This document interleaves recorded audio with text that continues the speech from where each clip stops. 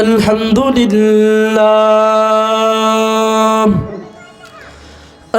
لله نحمده ونستعينه ونستغفره ونؤمن به ونتوكل عليه ونعوذ بالله من شرور أنفسنا ومن سيئات أعمالنا من يهده الله فلا مضل له ومن يضلله فلا هادي له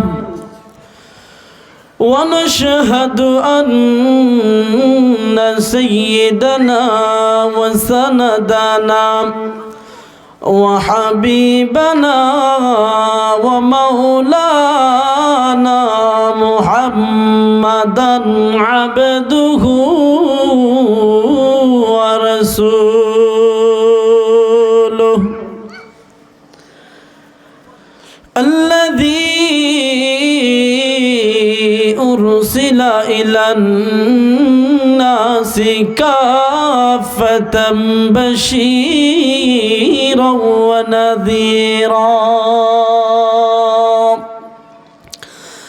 وداعيا إلى الله بإذنه وسراجا وقمرا منيرا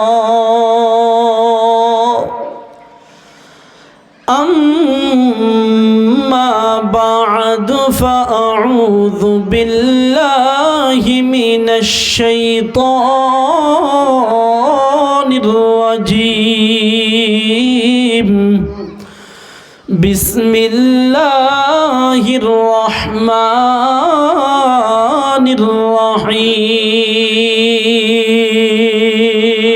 الرحيم والعصر إن الإنسان لفي خسر إلا الذين آمنوا وعملوا الصالحات وتواصوا بالحق وتواصوا بالصبر وقال رسول الله صلى الله عليه وسلم لا يقعد قوم يذكرون الله إلا حفتهم الملائكة وغشيتهم الرحمة ونزلت عليهم السكينة وذكرهم الله في من عنده أو كما قال النبي عليه الصلاة والسلام اللهم صل على محمد وعلى آل محمد كما صليت على إبراهيم وعلى آل إبراهيم إنك حميد مجيد اللهم بارك على محمد وعلى آل محمد كما باركت على إبراهيم وعلى آل إبراهيم إنك حميد হামিদুম মাজিদ লা ইলাহা ইল্লাল্লাহ লা ইলাহা ইল্লাল্লাহ লা ইলাহা ইল্লাল্লাহ লা ইলাহা ইল্লাল্লাহ নফসরাম বেকেদর জিন্দা কুনিম নফসরাম বেকেদর জিন্দা কুনিম হরজে ফরমাম ইয়াদ খলাফে আকুনি লা ইলাহা ইল্লাল্লাহ লা ইলাহা ইল্লাল্লাহ লা ইলাহা ইল্লাল্লাহ লা ইলাহা ইল্লাল্লাহ আল্লাহ আল্লাহ মিকনাত শামস কমর আল্লাহ আল্লাহ মিকনাত শাজর হাজার লা ইলাহা ইল্লাল্লাহ লা ইলাহা ইল্লাল্লাহ লা ইলাহা ইল্লাল্লাহ আসিয়া খেলে প্রেমের খেলাম ফেরাউন দিল ভীষণ জ্বালাও আসিয়া খেলে প্রেমের খেলাও ফেরাউন দিল ভীষণ জ্বালা আমার আল্লাহ বলেন ও গো জিবরাইল খুলে দাও জান্নাতের তালা লা ইলাহা ইল্লাল্লাহ লা ইলাহা ইল্লাল্লাহ লা ইলাহা ইল্লাল্লাহ মুহাম্মাদুর রাসূলুল্লাহ সাল্লাল্লাহু আলাইহি ওয়াসাল্লাম। আলহামদুলিল্লাহ, গুনাপাড়া মিফতাহুল কুরআন মাদ্রাসা ও মসজিদ বড়ুয়াকোনা কলমাকান্দা নেত্রকোনা এর উদ্যোগে ইসলামী মহাসম্মেলনের অত্যন্ত শ্রদ্ধেভাজন সম্মানিত সভাপতি হাজারা উলামায়ে কেরামের উস্তাদুল আসাতিজা হযরতুল আল্লাম হযরত মাওলানা সাইদুল ইসলাম সাহেব দামাত বরকাতুহুম, আজকের মাহফিলে উপস্থিত আছেন হযরত মাওলানা মুফতি খায়রুল ইসলাম নুমানী সাহেব, আরও উপস্থিত থাকবেন হযরত মাওলানা হিফজুর রহমান উদয়পুরী সাহেব, হযরত উলামায়ে কেরাম, বেরাদরনে ইসলাম, পর্দার অন্তরালে অবস্থানরতা অত্যন্ত শ্রদ্ধেয় মা ও বোনেরা, আসুন আল্লাহ পাক রব্বুল আলামিনের দরবারে লাখো কোটি শুকর আদায় করি যে আল্লাহ তাআলা আপনাদেরকে আমাকে দুনিয়ার ঝামেলা থেকে ফারেক করে এই ফিতনা ফাসাদের জমানায়, যে জমানায় মানুষের দলে দলে যোগদান করে জুয়াই, সারের লড়াই, কুস্তি খেলাই, এমনকি গুনাহের কাজের দিকে সংকটময় মুহূর্তে আল্লাহ রাব্বুল আলামিন কোনো গুনাহের কাজের দিকে না নিয়ে জান্নাতের বাগান, বেহেশতের বাগান, উলামায়ে কেরামের মজলিস, আশিকিন জাকিরিনদের মজলিস তথা গুনাহ মাফের মজলিসে আল্লাহ পাক রব্বুল আলামিন আপনাদেরকে আমাকে দুটি কথা বলবার জন্য এবং শ্রবণ করবার জন্য তৌফিক দান করেছেন। সেই জন্য মহান মনিবের দরবারে আওয়াজ দিয়ে জোরে সুরে বলি আলহামদুলিল্লাহ। সম্মানিত এলাকাবাসী, আমি সকলকে উদারত আহ্বান জানাবো, আজকের মাহফিল, সেই মাহফিলটা হলো গুনাহ মাফের মাহফিল। সেই মাহফিল হলো জান্নাতের বাগান, বেহেশতের বাগান। অতএব আমরা যে যেখানে আছি মেহেরবানি করে অবহেলিত না করে, সময়কে নষ্ট না করি, আজকে অন্তত সময়টাকে মূল্যায়ন করে মেহেরবানি করে মাহফিলের প্যান্ডেলে সকলে দলে দলে যোগদান করি। উলামায়ে কেরাম আসতেছেন, কোরআন এবং হাদিস থেকে আলোচনা করবেন, আপনারা শুনবেন। এই জন্য কেউ অযথাই সময় নষ্ট না করে মেহেরবানি করে মাহফিলের প্যান্ডেলে চলে আসুন। মুহতারাম হাজিরিন, আমি খুতবা দুরূদ শরীফের পর আপনাদের সামনে ছোট্ট একটি সূরা তিলাওয়াত করেছি। একটা পরিচিত সূরা তিলাওয়াত করেছি, সূরার নাম সূরাতুল আসর। আমরা অনেকে এই সূরাটা জানি, অনেকে তিলাওয়াত করতে পারি। এই ছোট্ট একটি সূরা বরকতি সূরা আপনাদের সামনে তিলাওয়াত করেছি। আল্লাহ রাব্বুল আলামিন যদি তৌফিক দান করেন,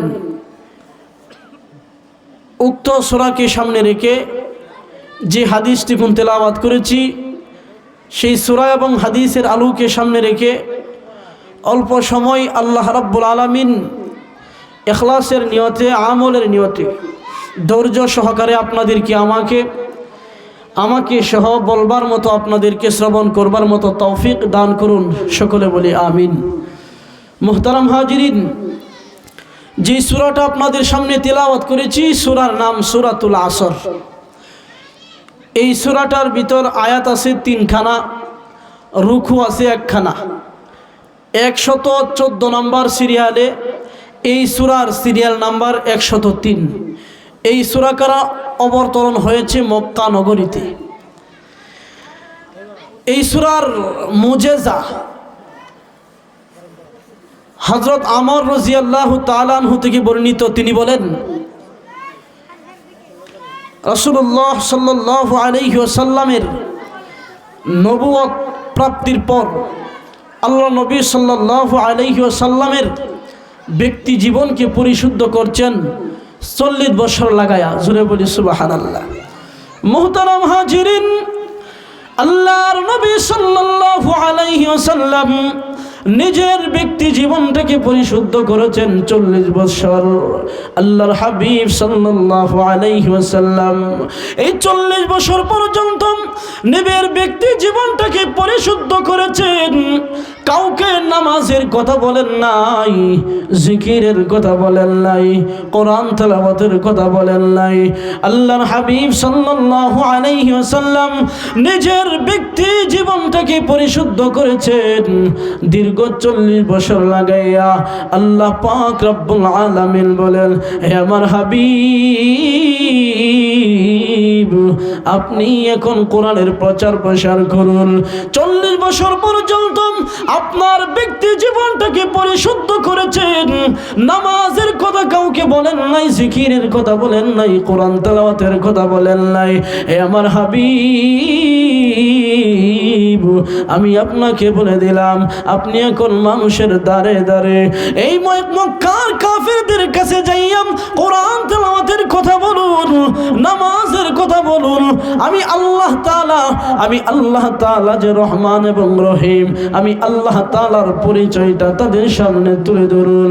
আল্লাহর হাবিব সাল্লাল্লাহু আলাইহি ওয়াসাল্লাম ওই মক্কার কাফেরদের কাছে যখন দাওয়াত দেওয়ার জন্য চলে যেতেন, হযরত আমর রাদিয়াল্লাহু তাআলা আনহু বলেন, আল্লাহু আকবার। আল্লাহর হাবিব সাল্লাল্লাহু আলাইহি ওয়াসাল্লামের নবুয়ত প্রাপ্তির পর হযরত আল্লাহ নবী সাল্লাল্লাহু আলাইহি ওয়াসাল্লামের নবুয়ত প্রাপ্তির পর মুসাইলামাতুল কাজ্জাবের সাথে আমর রাদিয়াল্লাহু তাআলা আনহুর সাথে সাক্ষাৎ হয়ে যায়। হযরত আমর রাদিয়াল্লাহু তাআলা আনহু বলেন, আল্লাহ নবী সাল্লাল্লাহু আলাইহি ওয়াসাল্লাম ওই কাফেরদেরকে যখন দ্বীনের দাওয়াত দিতেন, কালিমার দাওয়াত যখন পৌঁছায় দিতেন, আমর রাদিয়াল্লাহু তাআলা আনহু বলেন, আল্লাহ নবী সাল্লাল্লাহু আলাইহি ওয়াসাল্লামের নবুয়ত প্রাপ্তির পর আমর রাদিয়াল্লাহু তাআলা আনহু বলেন, আমি মুসলমান হওয়ার পূর্বে মুসাইলামাতুল কাজ্জাবের সাথে সাক্ষাৎ হয়ে যায়। এই মুসাইলামাতুল কাজ্জাব ছিল নবুয়তকে মিথ্যা দাবি করেছিল, নবুয়ত দাবি করেছিল। সূরা বলি নাউজুবিল্লাহ। মুসাইলামাতুল কাজ্জাব আমর রাদিয়াল্লাহু তাআলা আনহুকে বলেন, হে আমর, এই মুহূর্তে মুহূর্তে তোমাদের বন্ধু মুহাম্মদুর রাসূলুল্লাহ সাল্লাল্লাহু আলাইহি ওয়াসাল্লামের উপর কোন সূরাটা অবতরণ হয়েছে, কোন সূরাটা অবতরণ হয়েছে, আল্লাহ পাক রব্বুল আলামিন কোন সূরাটা নাযিল করেছেন আমাকে শোনাও। আমার রাদিয়াল্লাহু তাআলা আনহু বলেন, এই মুহূর্তে আল্লাহ পাক রব্বুল আলামিন আল্লাহর নবী সাল্লাল্লাহু আলাইহি ওয়াসাল্লামের উপর সূরা আসর নামক সূরা নাযিল করেছেন। সূরা বলি সুবহানাল্লাহ। আমার রাদিয়াল্লাহু তাআলা আনহু বলেন, আল্লাহ পাক রব্বুল আলামিন আল্লাহর হাবিব সাল্লাল্লাহু আলাইহি ওয়াসাল্লামের উপর এই মুহূর্তে সূরাতুল আসর অবতরণ করেছেন। মুসাইলামাতুল কাজ্জাব ডেকে ডেকে বলে, হে আমর, তুমি কোন তোমার বন্ধুর উপর, তোমার আল্লাহর হাবিব সাল্লাল্লাহু আলাইহি ওয়াসাল্লামের উপর যেই সূরাটা অবতরণ হয়েছে সেই সূরাটা আমাকে তিলাওয়াত করে শোনাও। আমার রাদিয়াল্লাহু তাআলা আনহু মুসাইলামাতুল কাজ্জাবের সামনে তেলাওয়াত করে শোনালেন। মুসাইলামাতুল কাজ্জাব বলেন, আমি এখন চিন্তা করলাম একটু পরে মুসাইলামাতুল কাজ্জাব সে বলে উঠল, মনে রাখো, জেনে রাখো, এরকম সূরা আমার উপরও অবতরণ হয়েছে। জোরে বলে নাউজুবিল্লাহ। হযরত ওমর রাদিয়াল্লাহু তাআলা আনহু বলেন, তোমার উপর কোন সূরা অবতরণ হয়েছে তেলাওয়াত করে শোনাও। মুসাইলামাতুল কাজ্জাব বলেন, ইয়া ওয়াবারু, ইয়া ওয়াবারু, এরকম ভাবে একটা বাক্য তৈরি হয়েছে, একটা বাক্য সে বানোয়াটি করে এরকম ভাবে তেলাওয়াত শুরু করে দিয়েছে। আল্লাহর নবী সাল্লাল্লাহু আলাইহি ওয়াসাল্লামের উপর যেই সূরাটা অবতরণ হয়েছে সেই সূরাটা তেলাওয়াত করার জন্য মক্কার এমন সাহাবায়ে কেরাম আছেন, আল্লাহু আকবার, একজন আরেকজনের সাথে সাক্ষাৎ করতেন। এই তেলাওয়াত যদি একজন সাহাবী শুরু করতেন, অপরজন সাহাবী যখন তেলাওয়াত শুনতেন, এই সূরা তেলাওয়াত শেষ না হওয়া পর্যন্ত একজন আরেকজন সালাম বিনিময় করে ফিরে যেতেন না। জোরে বলি সুবহানাল্লাহ। এই মুসাইলামাতুল কাজ্জাব সে ভণ্ড, সে দাবি করেছিল যে আল্লাহর হাবিব সাল্লাল্লাহু আলাইহি ওয়াসাল্লামের উপর যেই সূরাখানা এই মুহূর্তে অবতরণ হয়েছে ঠিক তদ্রূপ আমার উপর এরকম একটা সূরা অবতরণ হয়েছে। জোরে বলি নাউজুবিল্লাহ। তখন এই সূরার ইয়া ওয়াবারু, ওয়াবারু শব্দের অর্থ হলো বিড়ালের আকৃতি বিশিষ্ট দুটি কান এবং একটি বুক, বিশাল বড় একটা বিশ্রী মানুষের মতো দেখা যাচ্ছে। এই মানুষের একটা আকৃতি বিশিষ্ট একটা বিড়ালের নাম হলো ইয়া ওয়াবারু। এই মুসাইলামাতুল কাজ্জাব দাবি করেছিল যে আল্লাহ পাক রব্বুল আলামিন আল্লাহর হাবিব সাল্লাল্লাহু আলাইহি ওয়াসাল্লামের উপর এই মুহূর্তে যেই সূরাটা অবতরণ করেছেন ঠিক তদ্রূপ আমার উপরও এমন একটা সূরা অবতরণ করেছেন। জোরে বলি নাউজুবিল্লাহ। হযরতে ওমর রাদিয়াল্লাহু তাআলা আনহু ডাক দিয়ে বলেন, হে মুসাইলামাতুল কাজ্জাব, তোমার উপরে যে সূরাটা অবতরণ হয়েছে আমাকে তেলাওয়াত করে শোনাও। ওমর রাদিয়াল্লাহু তাআলা আনহু যখন তেলাওয়াত করে শোনালেন, আল্লাহু আকবার, মুসাইলামাতুল কাজ্জাব বলেন, জেনে রাখো, আমার উপরে এমন একটা সূরা অবতরণ হয়েছে। আল্লাহর নবী সাল্লাল্লাহু আলাইহি ওয়াসাল্লাম দীর্ঘ 40 বছর পর্যন্ত নিজের ব্যক্তি জীবনটাকে পরিশুদ্ধ করেছেন। নামাজের কথা কাউকে বলেন নাই, জিকিরের কথা বলেন নাই, কোরআন তেলাওয়াতের কথা বলেন নাই। আল্লাহ পাক রব্বুল আলামিন ডাক দিয়া কয়, হে আমার নবী,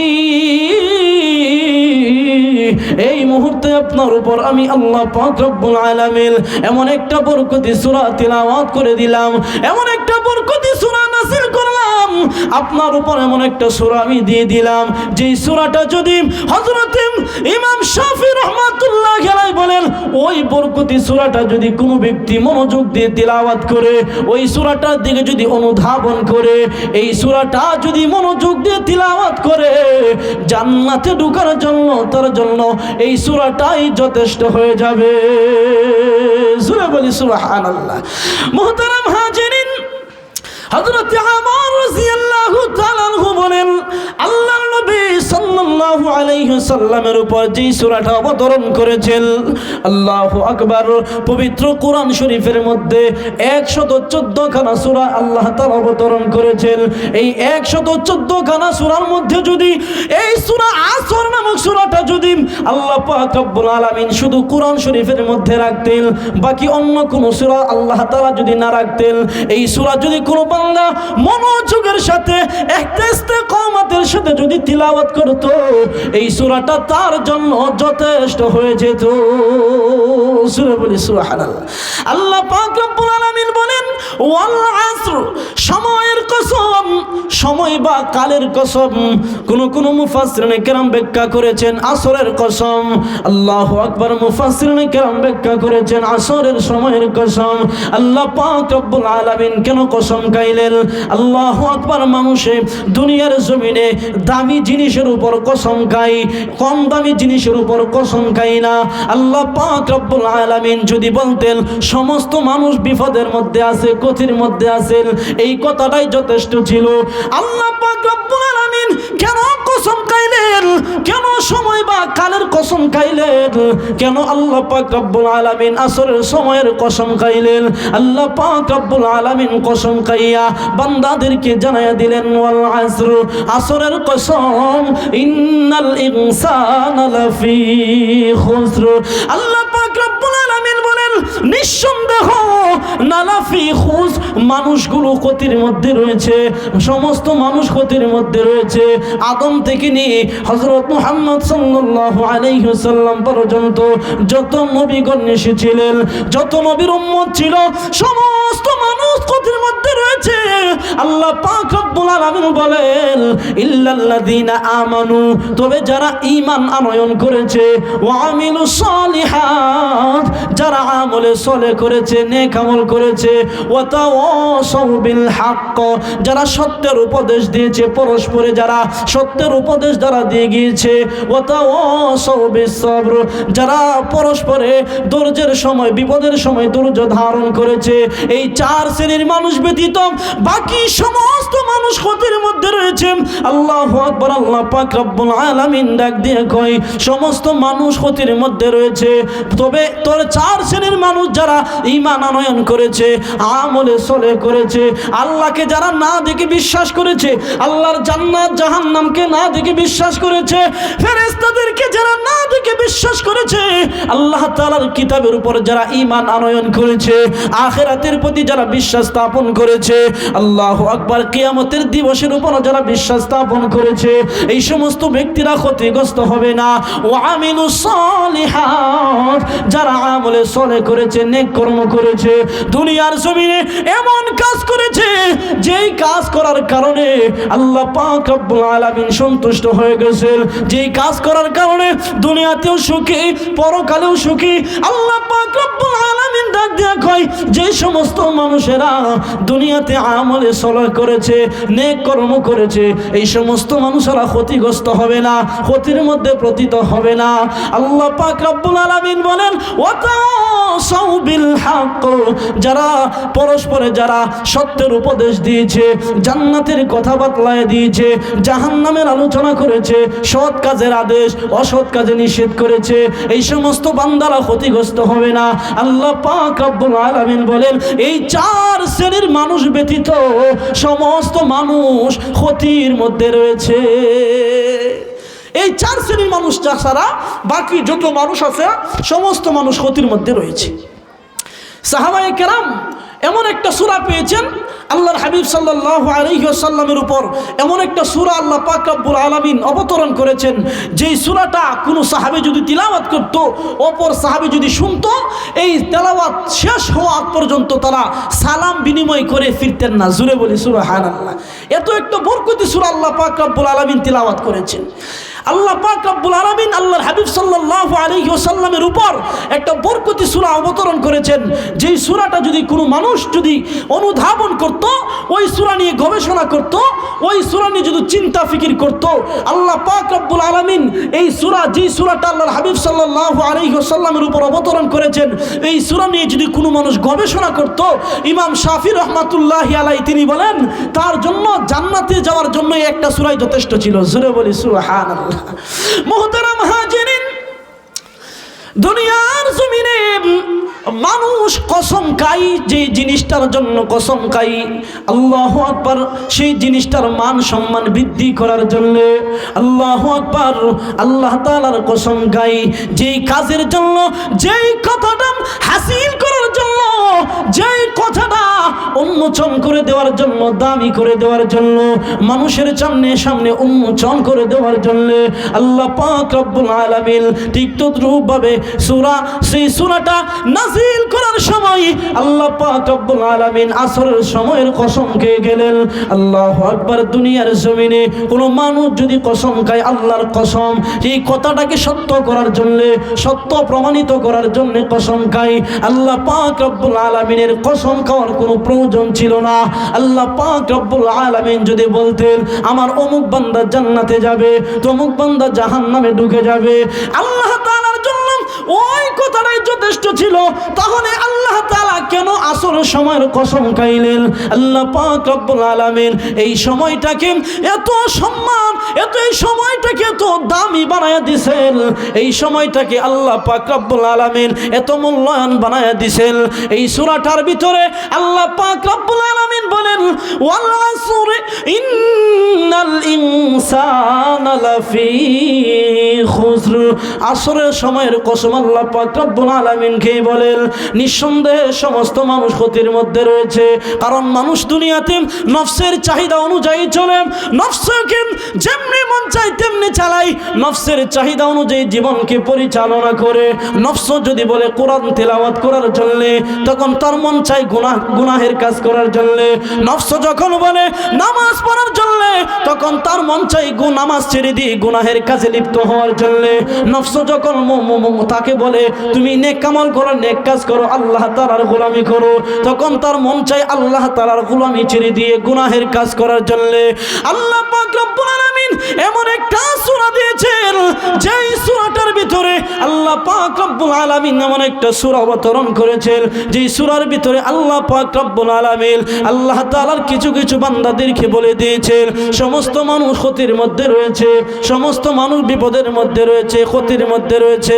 আল্লাহু আকবার। আপনারা মনে করুন, আল্লাহু আকবার, এই মসজিদের মধ্যে যদি একটা বরফ যদি রেখে আল্লাহু আকবার ঘন্টার পর ঘন্টা রেখে দেওয়া হয়, এই বরফটা বরফ থাকবে না, আস্তে আস্তে গলে গলে গলে শেষ হয়ে যাবে। মানুষের হায়াতটাও হলো এমন, কোন মানুষ যদি দুনিয়ার জমিনে তাইকে যদি নফসের চাহিদা অনুযায়ী চলে, তখন তার আমল নামায় গুনাহ লেখা হবে। আল্লাহু আকবার। শয়তানের দুহাই পড়ে তার আমল নামায় গুনাহ লেখা হবে। এই জন্য আল্লাহ পাক রব্বুল আলামিন বলেছেন সমস্ত মানুষ ক্ষতির মধ্যে রয়েছে। আমার নফস যদি বলে গুনাহ ছেড়ে দিয়ে আল্লাহু আকবার আল্লাহর গোলামি করার জন্য, কোরআন তেলাওয়াত করার জন্য, তখন মুহূর্তের মধ্যে গুনাহটাকে ছেড়ে দিয়ে আল্লাহর শরণে, আল্লাহর জিকিরে লিপ্ত হয়ে যেতে হবে। জোরে বলি সুবহানাল্লাহ। এরকম ভাবে নফস আপনাকে আমাকে ক্ষতির মধ্যে নিয়ে যায়। এই জন্য কবি বলেছেন নফসরা বেকে দর জিন্দা কুনি হরচে ফরমায়াদ খলাফে আকুনি। নফসরা বেকে দর জিন্দা কুনি হরচে ফরমায়াদ খলাফে আকুনি। এই নফসটা হলো আপনার জন্য আমার জন্য গুনাহের কাজে লিপ্ত করানোর জন্য, আল্লাহ থেকে দূরে সরিয়ে রাখার জন্য, জাহান্নামী বান্দা হিসাবে একটা নিশ্চয়তা করার জন্য এই নফসটাই আপনার জন্য আমার জন্য যথেষ্ট। কবি বলেছেন এই নফস একটা এমন জিনিস, সব সময় ওই নফসটাকে জেলখানায় ঢুকানো উত্তম। জুড়ে বলি সুবহানাল্লাহ। কেন? এই নফসকে কেমনে জেলখানায় ঢুকাবেন? নফসটাকে আপনি কেমনে জেলখানায় ঢুকাবেন? ঢুকানোর জন্য তো একটা কারণ আছে, ঢুকাইতে হবে কেন?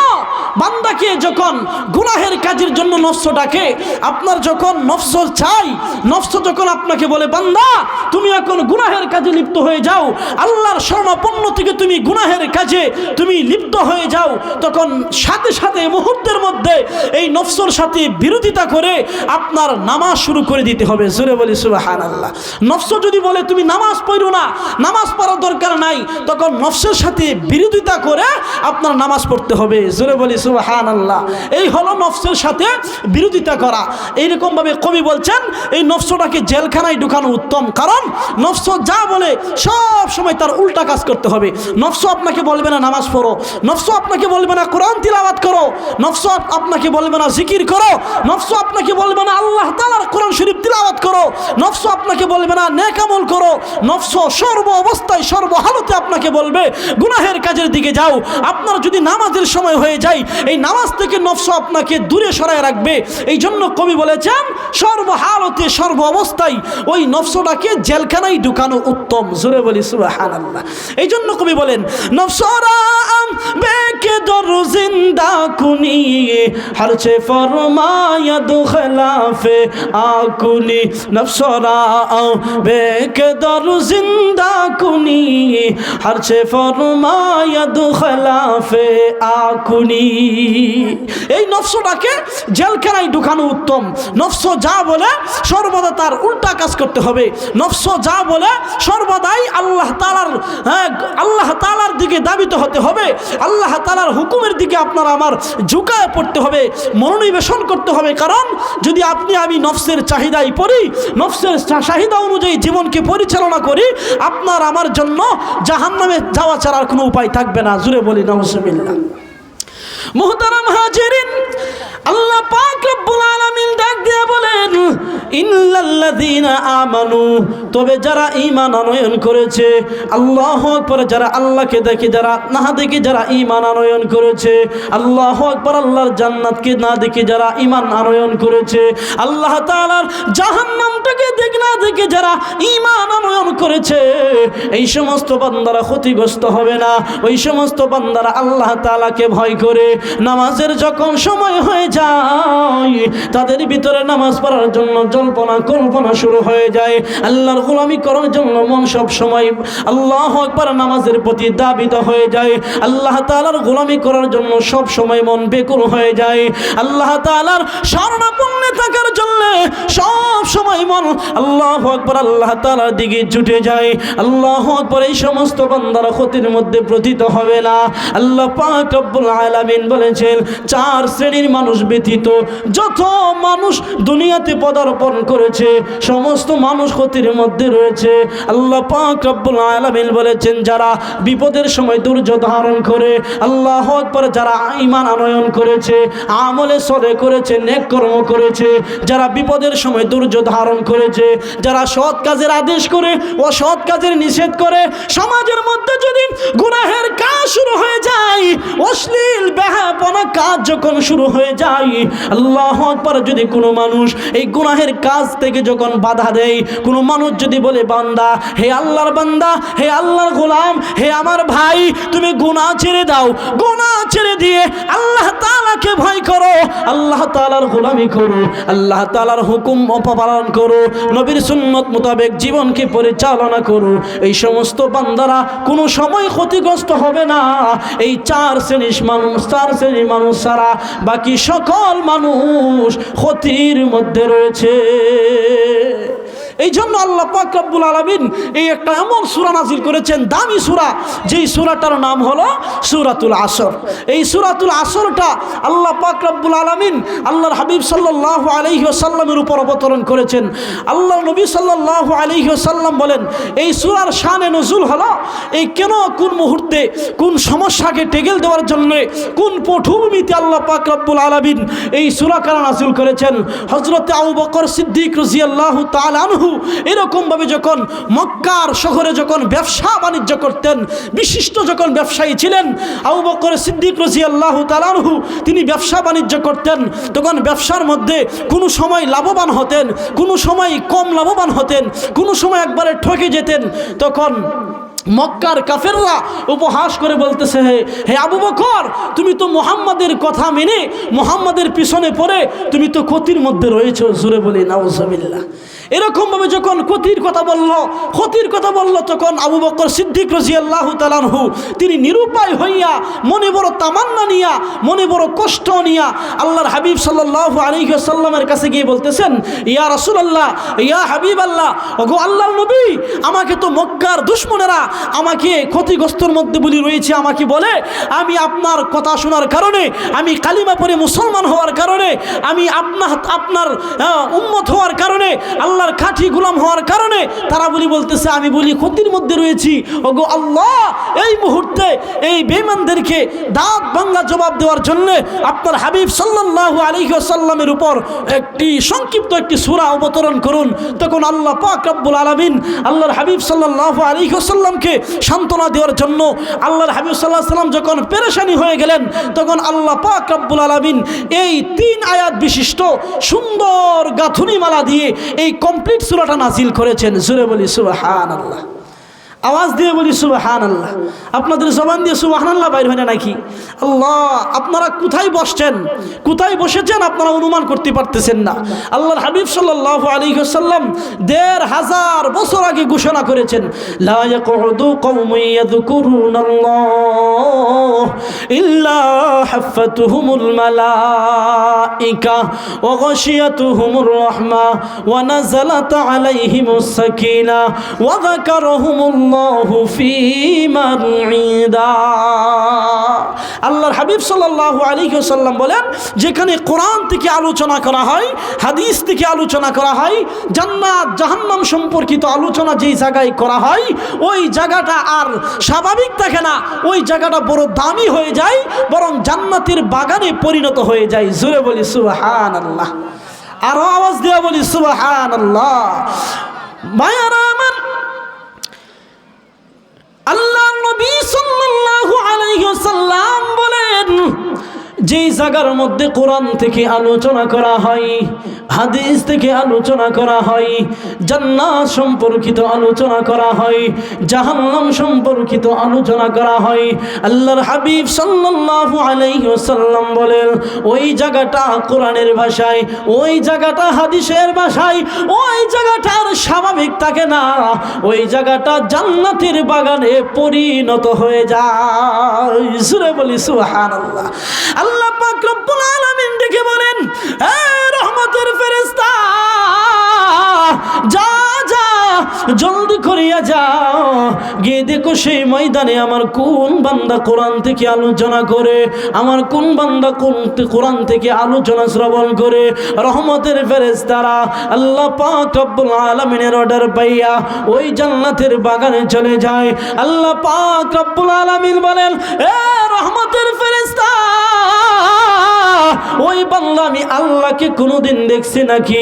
বলে না, তোমাকে কোনোদিন দেখে নাই। আমি আল্লাহকে না দেখে যারা এখানে এসেছে, আমি আল্লাহর জান্নাত জাহান্নামটাকে না দেখে যারা এখানে এসেছে, এ রহমতের ফেরেশতারা, আমি আল্লাহ পাক রব্বুল আলামিন এই জান্নাতের বাগানে আসার কারণে, এই জান্নাতের বাগানে বসার কারণে আমি আল্লাহ পাক রব্বুল আলামিন ওদের সগীরা গুনাহ খাতা মাফ করে দিয়েছি। সূরা বলি সুবহানাল্লাহ। আমাদের সগীরা গুনাহ আল্লাহ পাক রব্বুল আলামিন মাফ করে দিয়েছেন। কেন? ওই জান্নাতের বাগানে বসার কারণে। জোরে বলি সুবহানাল্লাহ। তাহলে আপনারা এখন অনুমান করেন, অনুধাবন করতে থাকেন যে এই জায়গাটার দাম আছে না নাই। এই জায়গাটার এত দাম, এত দাম। আল্লাহ নবী সাল্লাল্লাহু আলাইহি ওয়াসাল্লাম বলেন, ওয়া নাযালাত আলাইহিমুস সাকিনা, তাদের উপর সাকিনা আল্লাহর রহমত বর্ষিত হয়। জোরে বলি সুবহানাল্লাহ। কোন বান্দা যদি ওই জান্নাতের বাগানে বসতে পারে, কোরআন এবং হাদিস থেকে আলোচনা শ্রবণ করতে পারে, কোরআন এবং হাদিস থেকে আলোচনা শ্রবণ করে যদি কোনো বান্দা যদি আল্লাহর দরবারে তওবার মতো তওবা করতে পারে, অতীতের গুনাহের দিকে না তাকাইয়া খাঁটিভাবে আল্লাহর কাছে তওবা করে, আল্লাহ পাক রব্বুল আলামিন বলেন ওই বান্দার আমলনামায় যে সগীরা গুনাহ ছিল ওই সগীরা গুনাহ কাইটা আমি আল্লাহ পাক রব্বুল আলামিন জান্নাতি মেহমানদের কথায় নাম লেখাইয়া বান্দাকে জান্নাতি মেহমান বানাই আমি বাড়িতে ফিরাইয়া দেই। সূরা বলি সুবহানাল্লাহ। এই জন্য এই জান্নাতের বাগানে অনেক দাম। আল্লাহ নবী সাল্লাল্লাহু আলাইহি ওয়াসাল্লাম বলতেছেন গাশিয়াতুহুমুর রাহমা, আল্লাহু আকবার, তাদের উপর রহমত বর্ষিত হয়, ওয়া নাযালাত আলাইহিমুস সাকিনা, তাদের উপর সাকিনা বর্ষিত হয়, আল্লাহর রহমত অবতরণ হয়। আল্লাহ পাক রব্বুল আলামিন বলেন এই আমার বান্দা, যেই বান্দারা কোরআন এবং হাদিসের মজমায় যারা বসেছে জান্নাতের কথা শোনার জন্য, জাহান্নামের ভয়াবহ কথা শোনার জন্য, কোরআন এবং হাদিস থেকে আলোচনা শ্রবণ করার জন্য যারা বসেছে, আমি আল্লাহ পাক রব্বুল আলামিন সাধারণ ঘোষণা করে দিলাম। আল্লামা ফখরুদ্দিন রাজি রাহমাতুল্লাহি আলাইহি বলেন বান্দার সাধারণ গুনাহ মাফ হয়েছে বলতে বান্দার কবিরা গুনাহ মাফ হয় নাই, বান্দার কবিরা বড় বড় গুনাহগুলো মাফ হয় নাই। এই বড় বড় গুনাহ মাফ হওয়ার জন্য আল্লাহ পাক রব্বুল আলামিন বলেছেন কোন বান্দা যদি কোরআন এবং হাদিসের মজমার মধ্যে বৈশা আল্লাহ তাআলার কাছে তওবার মতো তওবা করবে, আল্লাহ তাআলার কাছে যদি মনে মনে অনুধাবন করে মাবুদ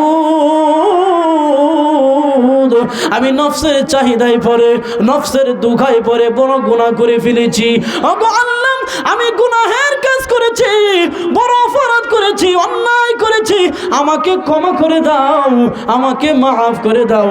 আল্লাহ পাক রব্বুল আলামিনের কুদরতি অন্তরে জোশ উঠে যায়।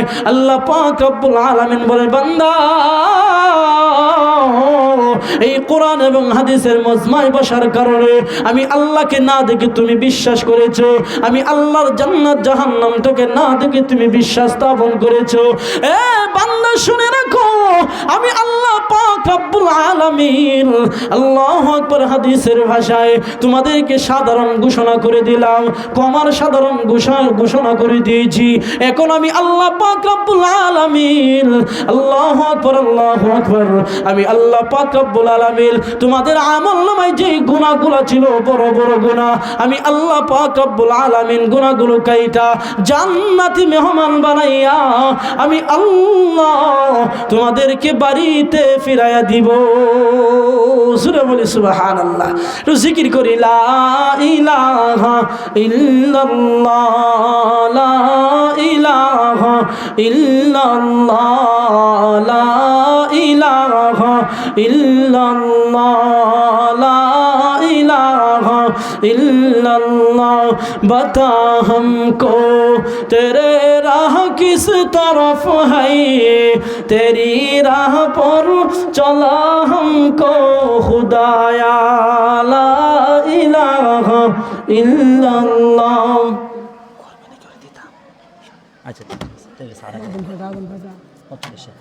লা ইলাহা ইল্লাল্লাহ লা ইলাহা ইল্লাল্লাহ।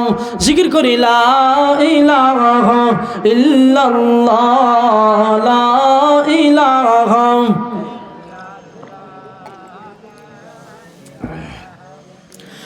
লা ইলাহা ইল্লাল্লাহ লা ইলাহা ইল্লাল্লাহ লা ইলাহা ইল্লাল্লাহু মুহাম্মাদুর রাসূলুল্লাহ সাল্লাল্লাহু আলাইহি ওয়াসাল্লাম। মুহতারাম হাজিরিন, তো বলতেছিলাম আল্লাহ পাক রব্বুল আলামিন বলেন ওয়াল আসর, সময়ের কসমকে বলতেছেন আল্লাহ পাক রব্বুল আলামিন, আসরের সময়ের কসমকে বলতেছেন। সমস্ত মানুষ ক্ষতির মধ্যে রয়েছে। ওয়াল আসর, আল্লাহ পাক রব্বুল আলামিন বলেন সমস্ত মানুষ ক্ষতির মধ্যে রয়েছে। যারা নফস নফসের চাহিদায় পড়ে যারা গুনাহের কাজ করে, আল্লাহ তাআলার হুকুম পালন করে না, আল্লাহ তাআলার গোলামি করতে মন চায় না, নফসে যা চায় তা করতে থাকে, আল্লাহু আকবার, গুনাহের কাজের দিকে যেতে চাই। আল্লাহ পাক রব্বুল আলামিন বলেন, হে আমার বান্দা,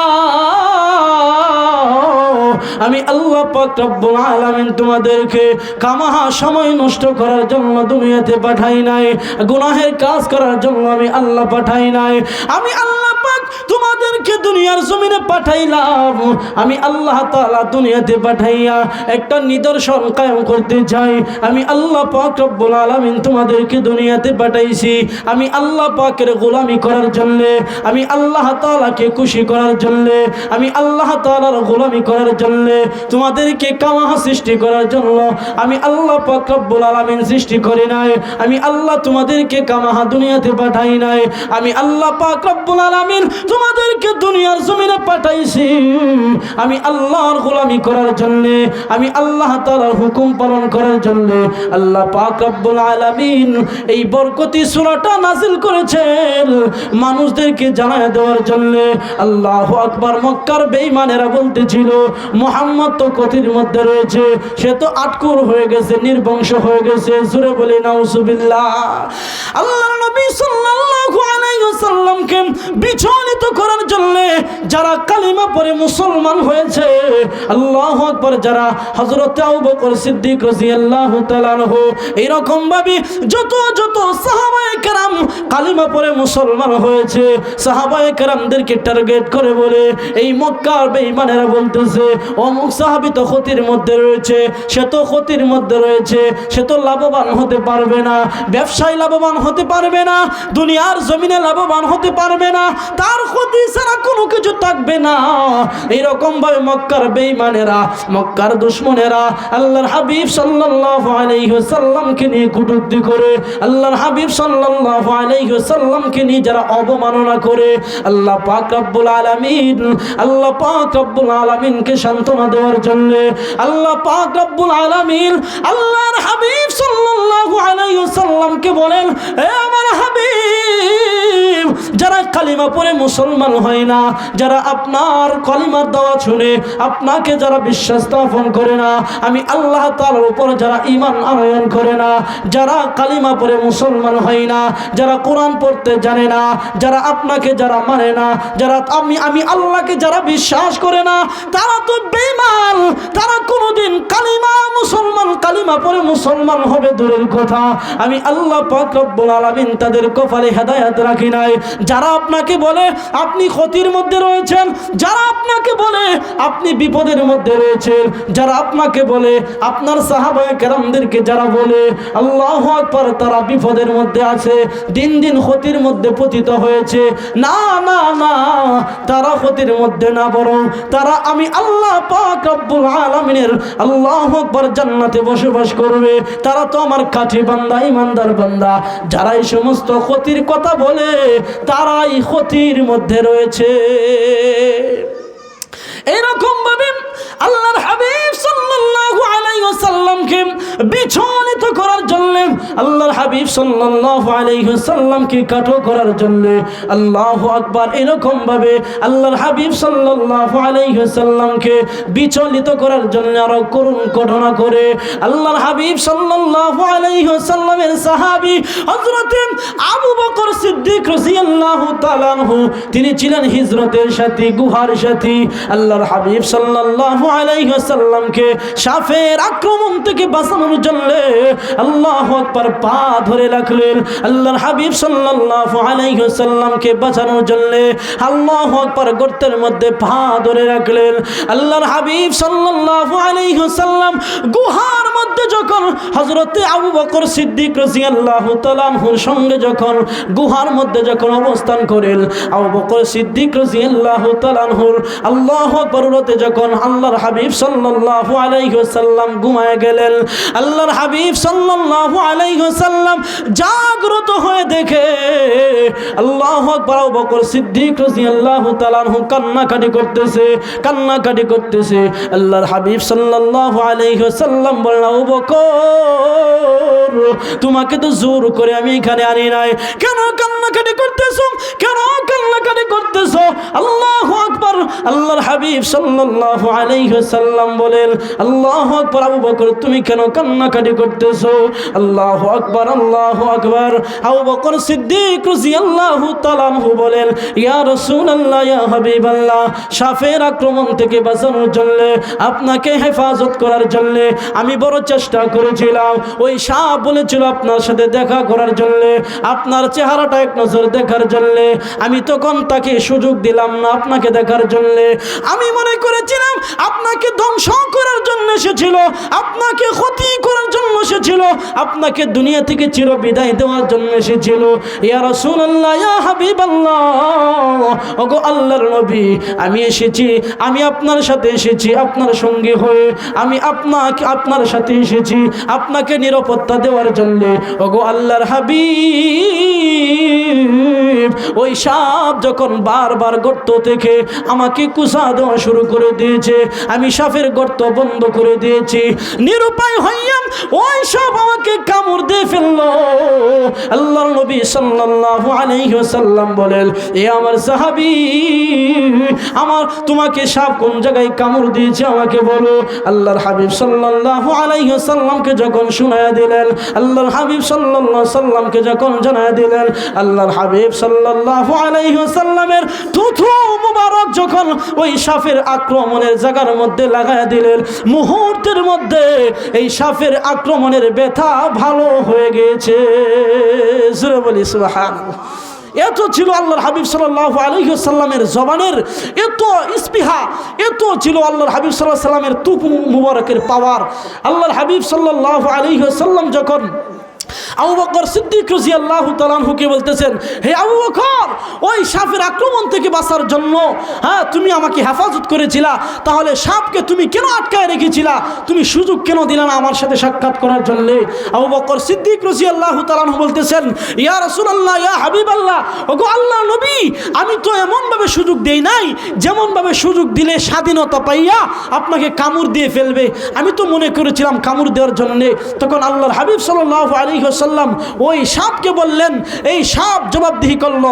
আল্লাহ পাক রব্বুল আলামিন ওই সাপের জবান খুলে দিয়েছেন। জোরে বলি সুবহানাল্লাহ। আল্লাহর নবী সাল্লাল্লাহু আলাইহি ওয়াসাল্লাম বলেন, আবু বকর, আপনাকে হেফাজত করার জন্য এরকম ভাবে একটা সুযোগ করেছিল, এমন একটা নিরাপত্তা দিয়েছিল। আল্লাহ পাক রব্বুল আলামিন বলতেছেন, হে সাপ, আমার হাবিবের সঙ্গে কথা বলার জন্য আমি আল্লাহ পাক রব্বুল আলামিন তোমার জবান খুলে দিয়েছি। আল্লাহু আকবার। আল্লাহর হাবিব সাল্লাল্লাহু আলাইহি ওয়াসাল্লাম বলতেছেন, হে সাপ, আমার আবু বকরকে কেন কামড় দিলা? এখন তুমি জবাবদিহি করো। আল্লাহু আকবার, আল্লাহু আকবার। সাপ ডাক দেখো, ইয়া রাসূলুল্লাহ, ইয়া হাবিবাল্লাহ, ওগো আল্লাহর নবী, আমি তো আপনাকে দেখার জন্য, আপনার চেহারা নুরানি মুবারক দেখার জন্য আমি পাগল পারা হয়েছিলাম, আমি নিরুপায় হয়েছিলাম। আপনাকে বারবার দেখার জন্য আমি পাগল পারা ছিলাম। আমি যখন আপনাকে দেখব তখন আপনার সাহাবী আবু বকর সিদ্দিক রাদিয়াল্লাহু তাআলা আনহু, আল্লাহু আকবার, গুহার গর্তটা, আল্লাহু আকবার, আমি সাপের গর্তটা বন্ধ করে দিয়েছে, পা দিয়ে বারবার আটকায় রাখে আপনাকে না দেখার জন্য। আমি নিরুপায় হইয়া এমন ভাবে কামড় দিয়ে ফেলেছি, আল্লাহু আকবার, আমি এমন ভাবে কামড় দিয়ে ফেলেছি যে কামড় দেওয়ার কারণে তার বিষ ফুটে গিয়েছে।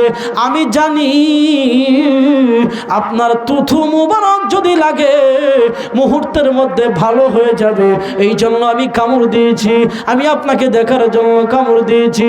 আল্লাহর হাবিব সাল্লাল্লাহু আলাইহি ওয়াসাল্লাম হযরত আবু বকর সিদ্দিক রাদিয়াল্লাহু রাদিয়াল্লাহু তাআলা আনহুকে বলতেছেন, আবু বকর, আমি নবী তোমার পায়ের মধ্যে থুথু মোবারক দিয়ে দিলাম।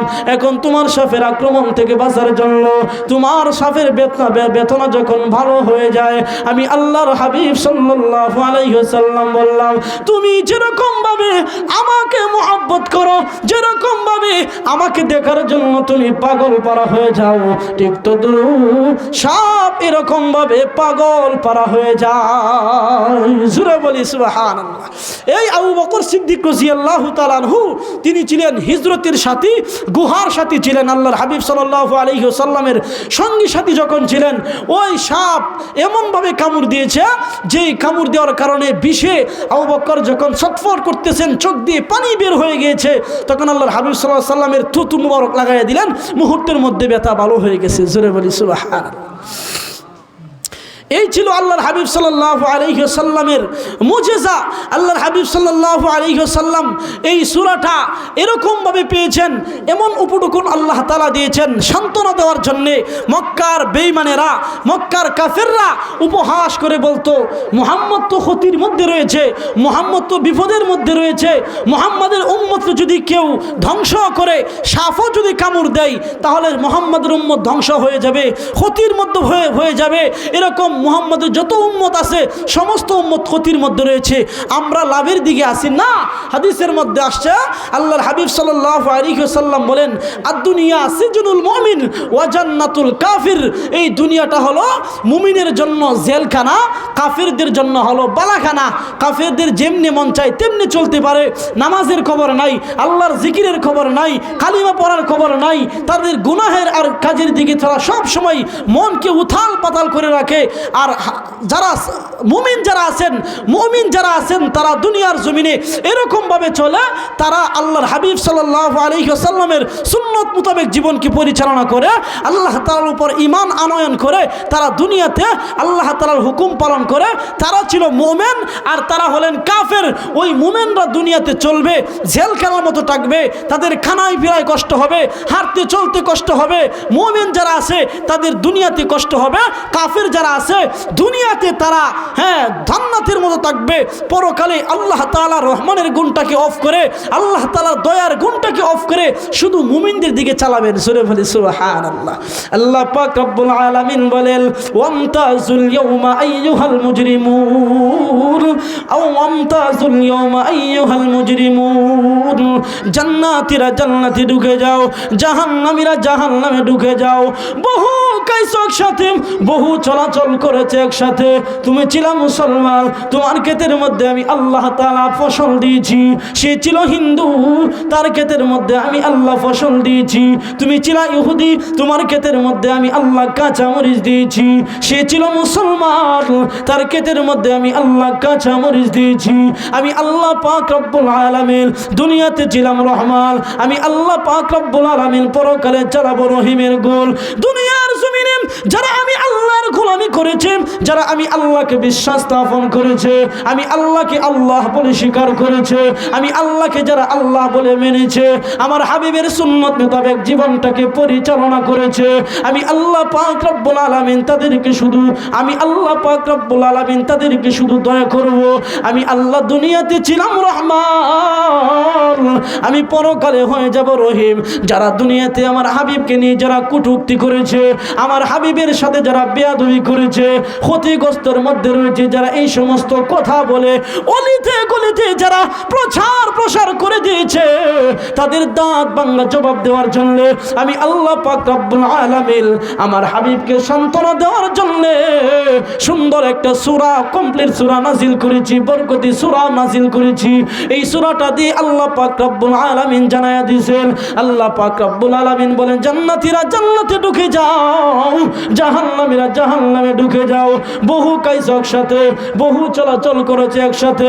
তুমি ছিলা মুসলমান, তোমাকে আমি আল্লাহ পাক রব্বুল আলামিন দুনিয়াতে রহমানের গুণ দিয়েছি। তুমি ছিলা মুসলমান, তোমাকে দুনিয়াতে রহমানের গুণ দিয়েছি। সে ছিল হিন্দু, তাকেও রহমানের গুণ দিয়েছি। আমি আল্লাহ পাক রব্বুল আলামিন পরকালে শুধু চালাবো রহিমের গুণ। জোরে বলি সুবহানাল্লাহ। এই জন্য জান্নাতীরা জান্নাতে ঢুকে যাবে, জাহান্নামীরা জাহান্নামে ঢুকে যাবে। যারা হযরতে আবু বকর সিদ্দিক রাদিয়াল্লাহু তাআলা আনহুকে যারা বলেছিল মুহাম্মাদের পিছনে পড়ে ক্ষতির মধ্যে রয়েছে, মুহাম্মাদের কথা শুনে ক্ষতির মধ্যে রয়েছে, আল্লাহ পাক রব্বুল আলামিন জানায় দিয়েছেন, ও মক্কার বেঈমানেরা শুনো, তোমরা যারা বলতেছো মুহাম্মদ ক্ষতির মধ্যে রয়েছে, আবু বকর সিদ্দিক রাদিয়াল্লাহু তাআলা আনহু ক্ষতির মধ্যে রয়েছে, না, তারা ক্ষতির মধ্যে না, বরং তোমরাই ক্ষতির মধ্যে রয়েছো। আমি আল্লাহ পাক আল্লাহর হাবিব সাল্লাল্লাহু আলাইহি ওয়াসাল্লামকে জানায় দিয়েছি, ইল্লাল্লাযীনা আমানু, এরকম 4 শ্রেণীর মানুষ যারা দুনিয়াতে ঈমান আনয়ন করেছে, ও নেক কাজ করেছে, সত্যের উপদেশ দিয়েছে, ধৈর্যের সময় ধৈর্য ধারণ করেছে, বিপদের সময়, এই 4 শ্রেণীর মানুষকে আল্লাহ পাক রব্বুল আলামিন ক্ষতিগ্রস্ত বলছেন না। বাকি যত মানুষ আছে সমস্ত মানুষ ক্ষতির মধ্যে রয়েছে। জোরে বলে নাউজুবিল্লাহ। এই জন্য আল্লাহ পাক রব্বুল আলামিন আল্লাহর হাবিব সাল্লাল্লাহু আলাইহি ওয়াসাল্লামকে সান্ত্বনা দেওয়ার জন্য এই কমপ্লিট সূরাটা নাজিল করেছেন। আল্লাহ পাক রব্বুল আলামিন আপনাদেরকে আমাকে যেই কথাগুলো শুনেছি উক্ত কথার উপর জেনে শুনে বুঝে আমল করার তৌফিক দান করুন। সকলে বলে আমিন। ও আখিরে দাওয়ানা আলহামদুলিল্লাহি রাব্বিল আলামিন। আসসালামু আলাইকুম ওয়া রাহমাতুল্লাহি ওয়া বারাকাতুহু।